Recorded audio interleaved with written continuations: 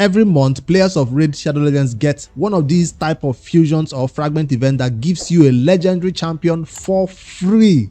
But you have to do a bunch of events and tournaments to get the requirements to obtain the champion. This month, for October at least, is going to be Bambus Fourleaf, and the event starts today, September 28th. It will run all the way till October the 13th. And note that for newer players, this is not one of those events that you save. Basically, by October 13th, if you don't click that fuse and get this champion, he will disappear from the portal. All your resources and effort would have been gone to waste. For those players who are also not able to get the legendary champion, but you at least can go for one of these epics, I'll go over their skills in this video to see if which of them is the best one to go for. At least for my noob to pro, I can obtain one of the epics and see which one I'll go for.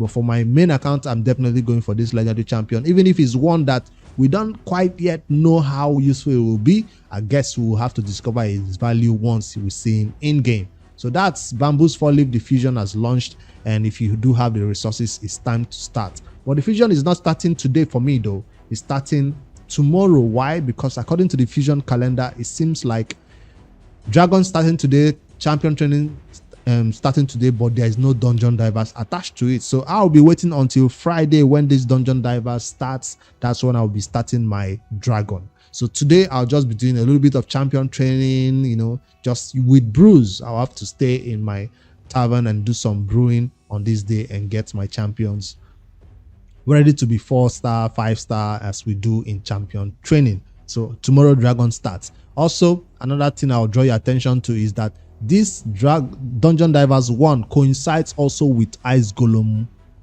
So even if you use your Dragon and you still have a little bit of points to go in this Dungeon Divers 1, you can wait until Sunday when Ice Golem starts to now start going crazy. I'm saying once your Dragon is done, stop farming. Don't keep farming Dragon to try to use Dragon to complete this Dungeon Divers. You can stop and use Ice Golem to complete that Dungeon Divers 1. So even if your Ice Golem is not done and this Dungeon Divers 1 ends, you can still use that Ice Golem to farm the Dungeon Divers 2 that is coming up on Tuesday. So that's nice the way it is arranged and no breaks in between, and just make sure you have enough energy to do it. As for the Dungeon Divers 3, it does coincide with this spider event, which is perfectly fine. For those players who are not even going for this fusion, they will most likely farm spider on that day because super rates is turned on for all these dungeon events that is going on right now, whether it's spider, dragon, Ice Golem and all that. Fire Knight also, super rate is turned on. I forget to say that Fire Knight also coincides with this one after your Ice Golem.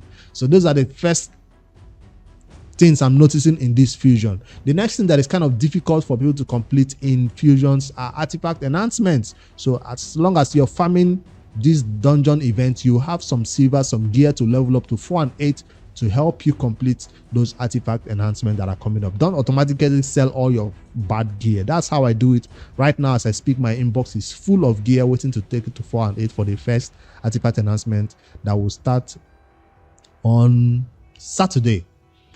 All right, so the next difficult event that everyone will be concerned about is the Summon Rush and Champion Chase. And since this is an old school fusion, you cannot skip any event. So everything you see right here in circle is the first way for you to complete this fusion. This is the first one, step 1, right?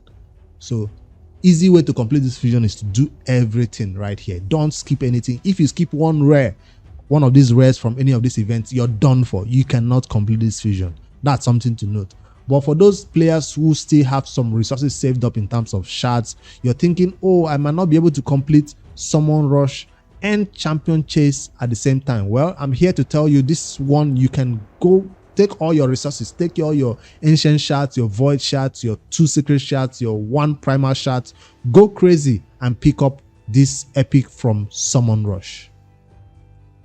If you can get this epic from Summon Rush, this gives you an opportunity to skip 4 events. The first event, maybe you don't have resources to complete this artifact enhancement 3 because you've already used all your silver. The second one, you don't have the resources to complete Champion Chase because you've already used all your shards on the first event. So you see, it gives you opportunity to skip 4 events. So that's one.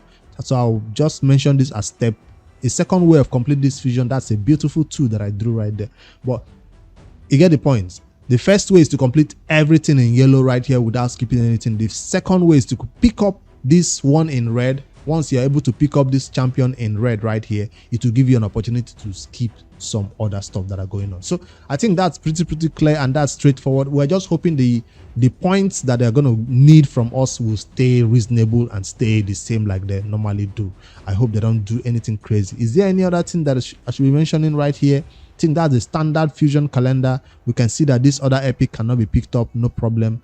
We don't even care about that. We just need one epic. If you can do that, then it's GG for you. So let me switch over to this and find out for those players who are going for this fusion or the epics, which one of them is the best. I've not even gone over their skills at all. So this is Marquette Blood Clover. But before I do that, let me just mention this for those players who don't have the time to watch all this other, you don't even want the epic, you want to know how much resources.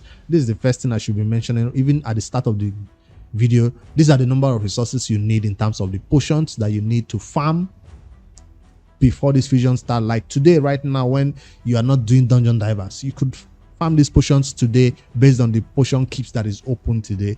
First 12, I mean the superior ones, spirit 12 and the arcane 12. As for greater, that's 44 for force and spirit, and then 4 greater ones and 4 greater ones for magic, because there's a rare champions in needed right here, and then 72 for arcane. This tool is by Cold Brew. You can download it, keep, and I always use this to know how many potions I'll need before a fusion even starts, so I can farm it along. But this one is starting today, so this is now we are seeing the rares and everything that will be required. I think we saw it yesterday from other content creator videos who had access to the test server, but we didn't know which ones to farm exactly. So that's for those players who do not have enough resources, go ahead and farm this and make sure this does not stop you from completing this fusion. It normally does not though.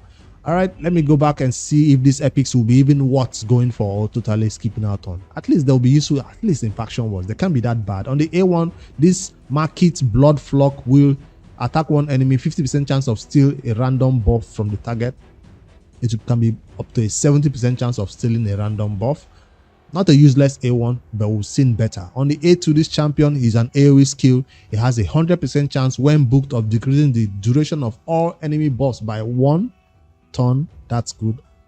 Also 100% chance when booked of increasing the duration of ally buffs by 1. So that's basically one of those standard champions. On a 3-turn cooldown when booked is nice also. So this is not a useless A2. Based on attack though, so it's not defensive. Is it against bosses or against PvP? That's what I'm thinking about. On the A3, he revives 2 random allies. That's a support champion. I thought it would be a damage dealer. He revives 2 random allies with 30% HP and turn meter fail. 30% turn meter fail. Places a shield buff on all revived allies for 2 turns equal to 30% of this champion's max HP. I almost said, why didn't he revive everybody? Why not revive 3? Or why not revive 1 and make them full turn meter? But I guess reviving 2 is totally fine on a 4-turn cooldown. I guess it can be useful somewhere, because usually somebody dies is 1 person that dies or 2 people that die. Not everybody just dies at the same time, right? In PvP content, in PvE content especially, usually it's 1 person that goes down and he's the reviver. For the Night Red faction, we already have Rector Drat right here. She's doing revive for 1 person, but he does not do any healing though. No healing, just a big shield based on his HP on the champions he revived. So is this champion gonna be all of a sudden great in it seems like it's just gonna be a faction war champion, I'll be honest, except maybe one of these skill hits hard. It seems like it's gonna be used only in faction wars. You guys tell me where you think this champion will be viable. Let me see the second one, then I'll tell you which one is the best to go for. The second champion is Pan Bohorn. Sivan Watchers, a new faction that a lot of people are still trying to get through or get champions to get through. He attacks 1 enemy 2 times. Each hit has a 30% chance of placing freeze. What is with this Sivan Watchers faction and freeze? A1 freeze, ignore 50% of the target's resistance if the target speed is equal or less than this champion's speed. So if your speed is higher than the boss, you will land this A1 freeze. It's a 30% chance booked up to a 50% chance. So AoE skill right here.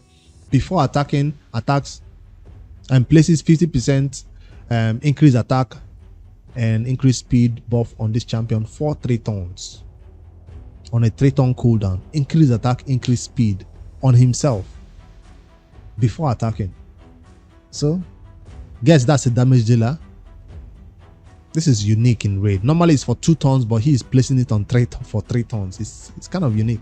That's a long read that I do not have the time for right here, but he attacks 3 times, will ignore 10% of the target's defense. Each hit, 100% chance when booked of placing through fear 1 person through fear for 2 turns. Will ignore 50% of the target's resistance if the target speed is blah blah blah. If the target is a boss, 75% chance of placing weaken instead. Will ignore 50% of the target's resistance. So is he a damage dealer? I guess against bosses. It seems like it's gonna be useful in faction wars also. So between 2 of them, I think I'll rather go with somebody who does that revive, especially if you do not have a record drag. I think this would be a better option for a lot of players, newer players who are coming into the game. Malik will be a better option for you to fuse rather than this damage dealer right here who for Sylvan Watcher. So let me know which between 2 of the epics, which one do you think is the best? Malik or Pan? I'd love to see your comments, but I'm leaning towards this reviver right here, Malik. All right, is there any other? As for the res, I'm not going to go over the res because raid no longer does good res that will be useful for mid to end game content. They just do a bunch of res, but I think 1 or 2 more of them might be worth using for faction war early stages. But apart from that, we don't see any res that is going to be worth end game, like a reliquary tender. Or so I'm not going to even bother to go over their skills. Even if I don't know their skills, I'm already judging them before but let me know in the comments if any of them might be worth checking out. Maybe we'll talk about them in the Noob to Pro update later in the day. Is there any other information that I've not talked about in this fusion? That the portal is showing right here because of this strange event that just popped out of nowhere. A guaranteed man-eater, one of the essential champions you need if you want to build an unkillable team, or a let me show you that bat eater and all that. He's still the best at it in terms of building those unkillable teams. And this is, where is my team, man-eater team right here. I've not spent my keys today. I've not, but he is very, very essential in all those unkillable teams. Besides that champion is not used a lot in any other content than clan boss. Once you're done with clan boss, you most likely will not use man-eater any other content anymore. All right, let me know in the comments if you're going for this fusion for, what's his face again, Bambus Fourleaf. I'm definitely getting on my main account, and the Noob to Pro, I'm just spending all my resources in events and tournaments and clan boss and dragon and champion training. I'm just doing a lot on that account. I'm not focused on fusion at all. I'm focused on progression. So maybe I'll pick up this champion, this rare champ, this epic champion on the Noob to Pro. Is there any other information? I don't think that's it. That's this fusion. I'd love to hear your thoughts about this one, and the event and tournaments. We hope they stay the same. Like and subscribe for more daily raid Shadowlands update. If anything changes or if my fusion plan changes, I'll give you an update within the week. Later, guys.